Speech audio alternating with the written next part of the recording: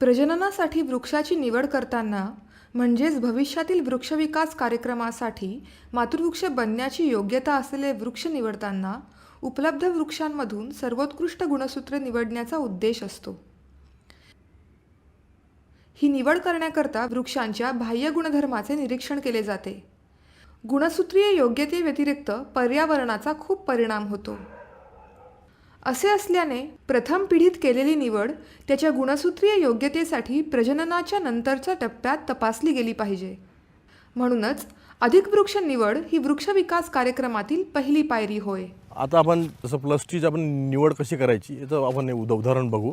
आता आपण याच कंपार्टमेंटमध्ये फिरून राहिलो तर आता आपण या भागात बघतोय की हे झाड आहे। यामध्ये जे आपल्याला प्लस टी करता जे कॅरेक्टर्स लागतात झाडामध्ये ते सर्व दिसून येतात आहे। आता हे झायलिया झायलोकार्पा सूर्या या प्रजातीचं झाड आहे। याचं बोल जो आहे हा सरळ आहे आणि याची गोलाई 70 सेंटीमीटर 65 ते 70 सेंटीमीटरच्या जवळपास आहे। तर एवढी कमी गोलाई असताना सुद्धा यांनी 22 मीटरची हाईट अटेंड केली आहे आणि प्लस टीमध्ये निवड होण्यासाठी लागणारे सर्व कॅरेक्टर्स या झाडामध्ये दिसून येत आहे। निवडीचे निकष। रोपवनात घेण्यात येणाऱ्या इमारती लाकडाच्या प्रजातींमध्ये अपेक्षित गुणविशेषांमध्ये बरेच साम्य आहे।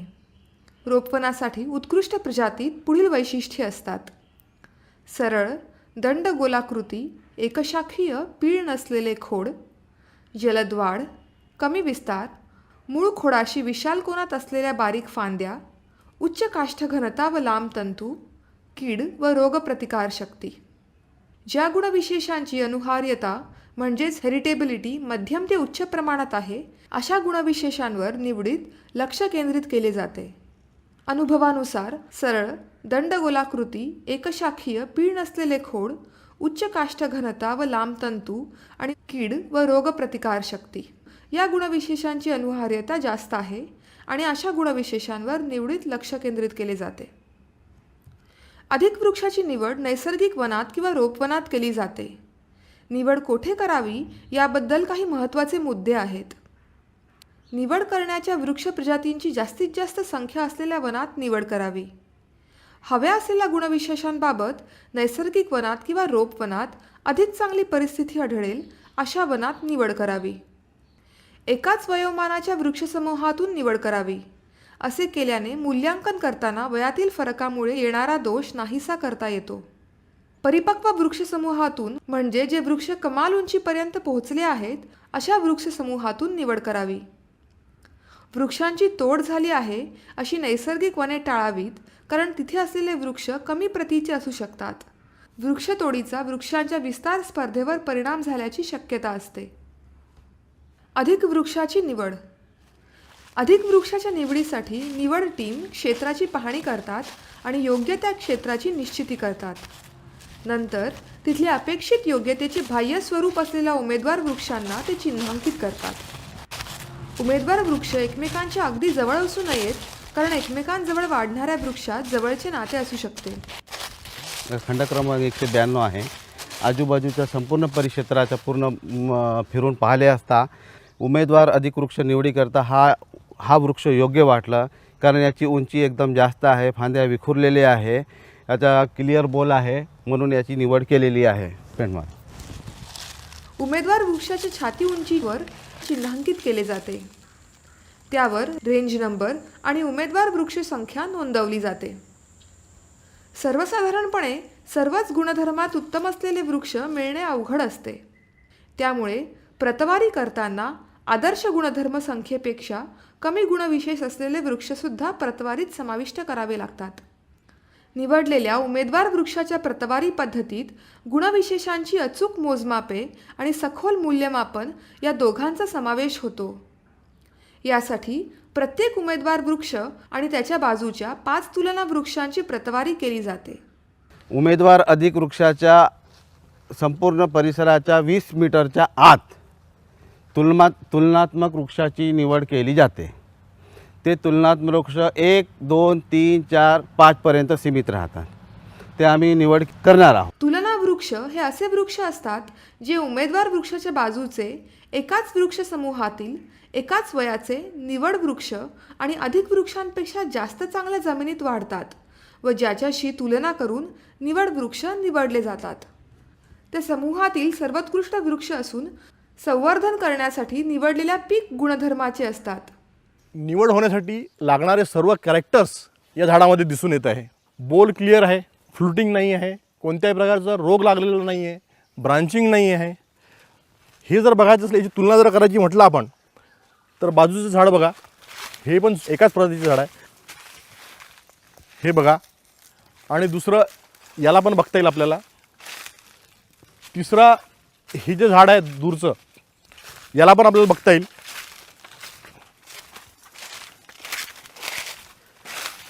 याची पण गोलाई जवळपास त्या झाडा इतकीच आहे, परंतु याला थोडा वाक आलेला आहे, बेंड आलेला आहे आणि ब्रांचिंग फार खालून सुरुवात झालेली आहे. तसंच याच भागातलं दुसरं झाड जे आहे हे सुद्धा बेंड झालेलं आहे. गोलाई दोन्ही झाडाची सारखीच आहे, हाईट पण जवळपास सारखी आहे, परंतु याला इथे बेंड आलेला आहे. तसंच आपण जर वरती बघितलं तर याच्या ब्रांचिंगसुद्धा झालेला आहे आणि जो कॅनोपी आहे, जो झाडाचा घेर आहे वरचा, तो घेर व्यवस्थित नाही आहे. त्यामुळे म्हणून याला कॅन्डिडेट प्लस टी म्हणून निवड करता येणार नाही. प्रतवारी ही खालील लक्षणांवरून केली जाते. प्रतवारी करताना निवडलेल्या वृक्षांच्या उंचीचे मोजमाप केले जाते. मोजमाप करताना वृक्षांपासूनचे किमान अंतर त्यांच्या उंची एवढे असले पाहिजे. वृक्षांपासूनचे अंतर जितके जास्त तितके उंचीचे मोजमाप अचूक. छाती उंचीवरील झाडाचा व्यास. प्रतवारी करताना टेपच्या सहाय्याने निवडलेल्या वृक्षाची 1.35 मीटर उंचीवरील गोलाई मोजावी. 1.37 मीटर इथं आलेलं आहे. त्या ठिकाणी गोलाई घ्यायची असल्यामुळे प्लस मार्क करायची आहे आणि तिथून गोलाई घ्यायची आहे. 1.37 मीटरवर याची गोलाई आहे 97 सेंटीमीटर. विस्ताराचा व्यास. वृक्षाच्या विस्ताराचा व्यास काढण्यासाठी विस्ताराच्या बाह्यकडा जमिनीवर निश्चित करून त्यामधील अंतर काढावे. हां, छत्राचा विस्तार किती आहे? हां, 7.70 मीटर.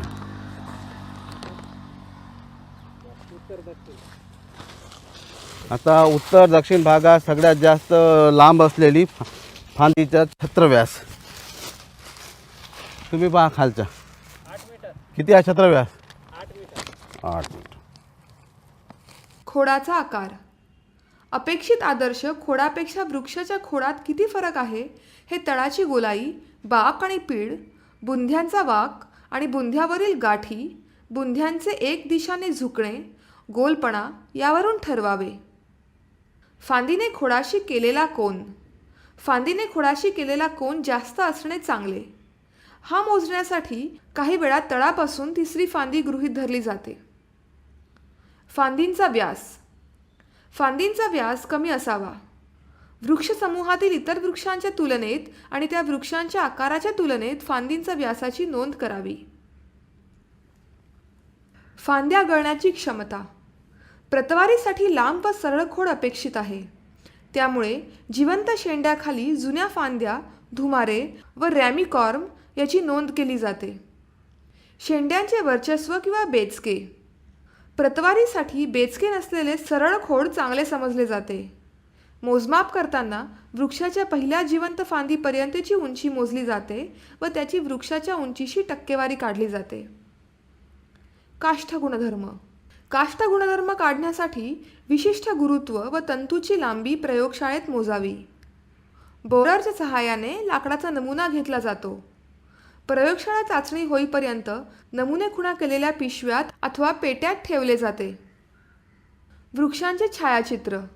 वृक्षांच्या प्रतवारी तक्त्यात निवड वृक्षांच्या छायाचित्रांचा समावेश केला जातो.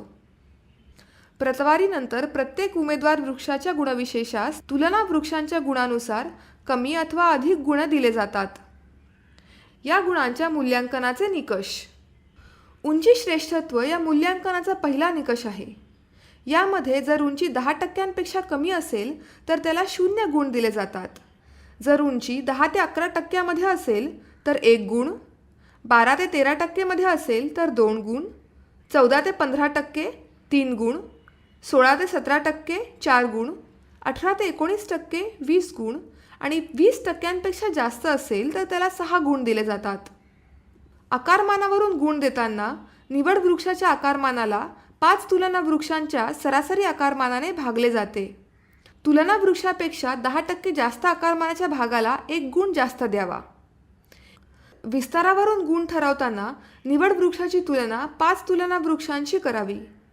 विस्ताराचे श्रेष्ठत्व, पानांची दाटी, विस्ताराची काल्पनिक त्रिज्या, विस्ताराची रचना या मुद्द्यावर त्याचे श्रेष्ठत्व ठरवावे आणि त्याला 0 ते 5 गुण द्यावेत. सरळपणा यावरून गुण देताना निवड वृक्षाच्या सरळपणाचा काल्पनिक अंदाज घ्यावा आणि त्याप्रमाणे त्याला 0 ते 5 पैकी गुण द्यावेत. फांद्या गळण्याची क्षमता ठरवताना निवड वृक्षाची प्रत्येक तुलना वृक्षाशी तुलना करावी. निवड वृक्षाच्या तळाकडील मेलेल्या किंवा जिवंत फांद्यांच्या गळण्याची क्षमता तुलना वृक्षांसारखी असेल तर 0 गुण द्यावे. जर निवड वृक्षाची क्षमता तुलना वृक्षापेक्षा जास्त असेल तर 1 ते 3 गुण द्यावेत. फांद्यांच्या व्यासावरून गुण देताना जर फांद्यांचा व्यास सरासरी एवढा असेल तर 0 गुण, नाहीतर 1 किंवा 2 गुण द्यावेत. हे गुण देताना निवड वृक्षाची काल्पनिक तुलना केली जाते. फांद्यांच्या कोनाच्या निकषावर गुण देताना जर कोन सरासरी एवढा असेल तर 0 गुण आणि जर कोन सरळ असेल तर 1 किंवा 2 गुण दिले जातात. फांद्यांचा कोनसुद्धा काल्पनिकपणे ठरवला जातो. अशा प्रकारे वेगवेगळ्या उमेदवार वृक्षांना मिळालेल्या गुणांची बेरीज केली जाते आणि या गुणांची त्या क्षेत्रातील इतर उमेदवार वृक्षांच्या गुणांशी तुलना केली जाते. ज्या वृक्षाला सर्वात जास्त गुण मिळतात त्या वृक्षाची अधिक वृक्ष म्हणून निवड केली जाते. अधिक वृक्ष निवडताना क्षेत्र व वृक्ष समूहाचा नकाशा तयार करावा. या नकाशावर निवड वृक्ष दाखवावेत. तसेच निवड वृक्षाचे स्थळ मूल्यांकनही करावे. स्थळ मूल्यांकन करताना क्षेत्राच्या पर्यावरणाचा विचार करावा. जर क्षेत्रातील पर्यावरण वेगवेगळे असेल तर प्रत्येक निवड वृक्षासाठी वेगवेगळे मूल्यांकन करावे आणि पर्यावरण एकसारखे असेल तर संपूर्ण क्षेत्रासाठी प्रातिनिधिक स्थळवर्णन करावे.